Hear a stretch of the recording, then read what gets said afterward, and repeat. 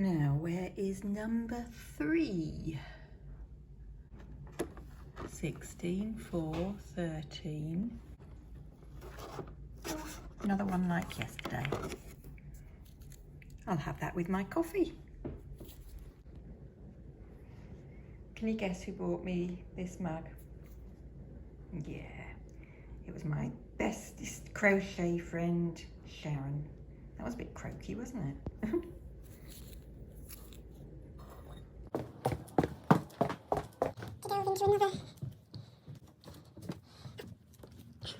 Right, duck down. Gets very low here. Oh, I'm out of breath already. Right, I was having to think about this, and that basket there looks rather interesting, doesn't it? So I might make some room on the bed. Yes, if I move that basket, I think I might sit there. Right, I think that I have managed to wedge you rather precariously on top of a plastic storage box. Right, so I moved a couple of baskets so that I could sit down on the spare bed that we've got up here. And isn't it amazing what you find? So I was looking for this last weekend for the Crochet Sanctuary. It's a Christmas necklace, but actually I've just spotted it's not working. It's supposed to light up, but I could still wear it, couldn't I? It's got lots of little lights on. I could unscrew the back, see if I've got any tiny batteries that it might fit, but if not, just a nice Christmas necklace. Oh, what have I've completely forgotten. This is the first time I've spoken to you. Good morning and welcome to Vlogmas Day 3. I might try and cut it and put that at the beginning. Who knows? Probably not. It'll probably just stay there because that's going to be a lot of faff, isn't it? It just wouldn't sequence right. Anyway, so I found my necklace. That was good. The other thing that I found was I'd taken this picture or this print down when I moved into my new space downstairs, and forgot to take it down and hang it up on the wall. This is a print that I got from Heather from Dear You.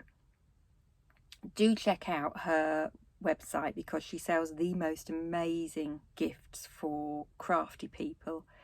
So this one says Crazy Yarn Lady, which I think is probably most appropriate. It's also where I get my lovely mugs. I had the one yesterday with the graph, the chart, the granny square chart on it. Don't know if you noticed that. They're beautiful china mugs, really nice. Right, I'll have just shown you opening my Reese's advent calendar. So I'm just going to have a nibble on that. I really enjoyed that yesterday. So tasty. I don't want to get chocolate on me though because I'm going out. Yes, I'm going out, which is why I've like poofed my hair a bit. I'm meeting up with my friend Sharon. We are going for afternoon tea. Oops. Oh, I just dropped that, hang on. Oh, this is messy.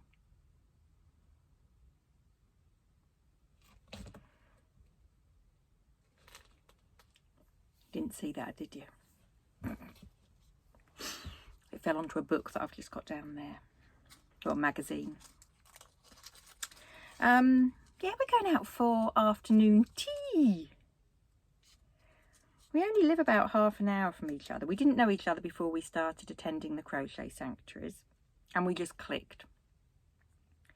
And it's so nice to have somebody to talk all things yarn to, who doesn't sort of get a glazed expression. Anyway, excuse me for a moment.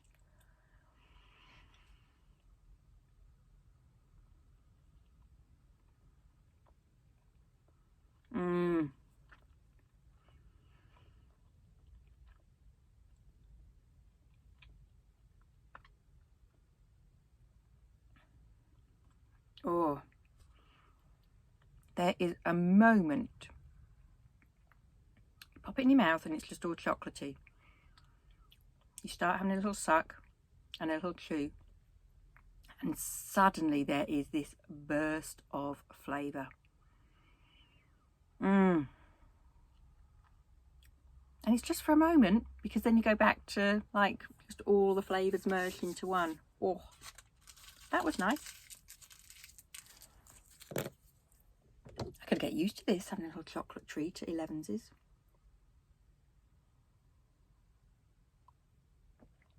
Right.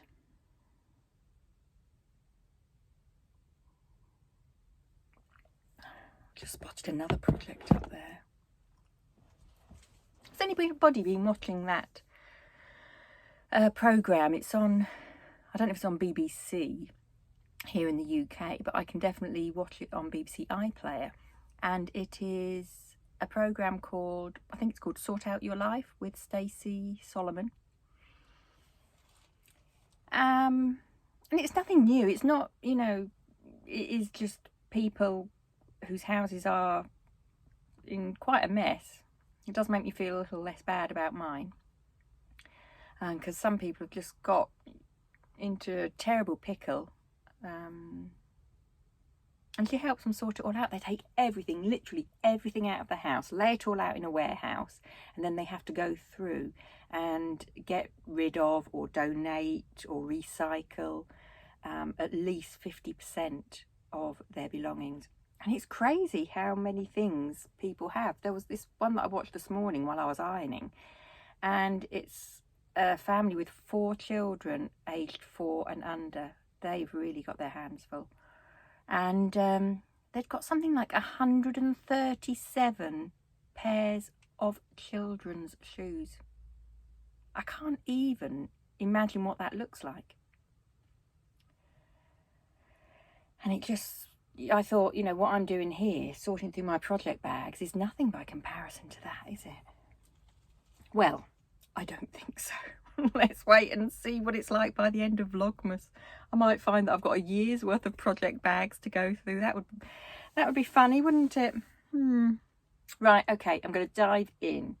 I can see 1, 2, 3, 4 actual bags, and I can see that the basket itself is a project. So I'm not quite sure what to go for. I'm going to go for one of the drawstring bags because I've not got a clue what's in it. Right, here we go. Oh, actually.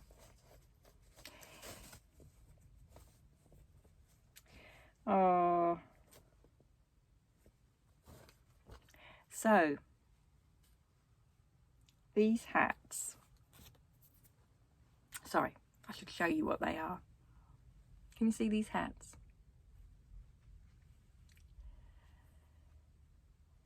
They have been made by my daughter, Amy. I don't know if any of you have seen Amy in any of my other vlogs that I've done. Amy is 27 and she has quite a number of additional needs. And a few years ago, I was fortunate enough to be able to go on a cruise with her. Just the two of us. Some precious mother and daughter time. And she's not one for sitting and relaxing. She has to be on the go all the time. But she's seen me do my knitting and crocheting over the years, and she, like any other, like most children, they want to copy what their parents are doing, whether it's when they're tiny and they see their mums cooking. So, you know, they want a kitchen set themselves, don't they? I know that's why we bought my sons a play kitchen, excuse me, because they just enjoyed, they wanted to copy what they saw mum doing with saucepans and spoons. So Amy is no different, and she wanted to copy what I was doing. And Amy is a very determined young lady and has never stopped her disability from preventing her from doing anything that she sets her mind to. And the way she ends up doing things might be slightly different to how you and I might do them, but she gets the same end result. So we spent a very long time trying different gadgets to see if there was any way that Amy could do knitting or crocheting. And to cut a very long story short, we ended up, the most successful thing were the round knitting looms, which when Amy started doing that, you know, they weren't as popular as they are now. So I wasn't really that familiar with them, but somebody that I knew had a set that they weren't using, and they said, why don't, you know, I'm happy for you to see if Amy can get on with them. Well, that was it. She does it, basically. She knits on this loom. And so we went on the cruise, and she took her knitting loom and she was going to make preemie baby hats. And we joined a knit and natter group on the cruise, a group of wonderful ladies. And we would sit there every afternoon that it was a sea day. We would sit and do our knitting. And I was taking some baby cardigans, because at the time I made cardigans for preemie babies. And at the end of the cruise, Amy counted up how many hats she'd done, and we were away for quite a long time, and she'd managed to complete 10 hats. And I think in my time I'd only managed to do one cardigan. And so I made some flippant comment that, you know, oh my goodness, Amy, you have done far more than me, you know, well done you, you've really done well. And deadpan face, she said, well, that's because I did the knitting and you did the natter.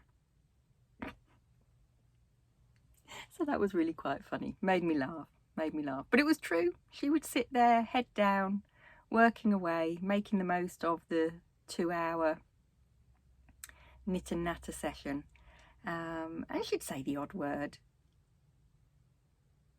you know, if somebody asked her a question, but yeah, she was just knitting the whole time. So this bag, it's not those hats, but she, like all of us, we pick things up and we put them down, and she's very busy with lots of other activities, so she hadn't done any knitting for a while. And then during lockdown, she set herself a target to make a certain number of hats during the second lockdown, because she found that quite challenging, the second lockdown, like a lot of us did.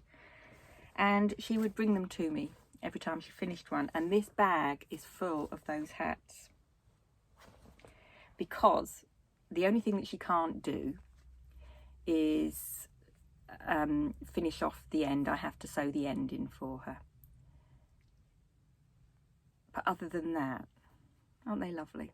So what I need to do with these is sew the ends in,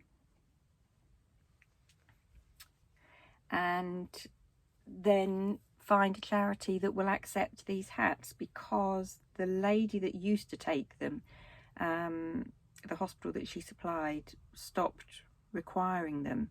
So if anybody knows where I might be able to send these preemie hats to, that is a definite, not just that they've seen on the internet or anything like that, because very often those posts aren't actually accurate, they can be outdated. So if anybody themselves sends preemie hats to a hospital or charity, preferably in the UK please, then please comment below, and then I will know where I can send all of Amy's hats. So let's have a count. 1, 2,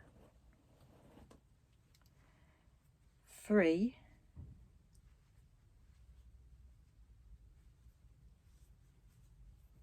4, that one's come undone.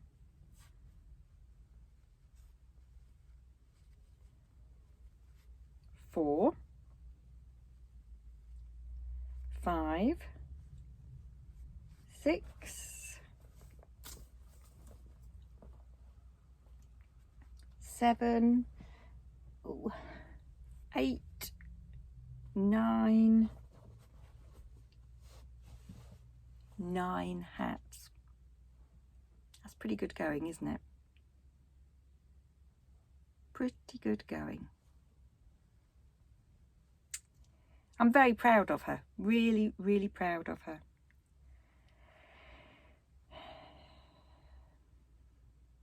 For so many reasons, Okie dokie, we have 9 preemie hats.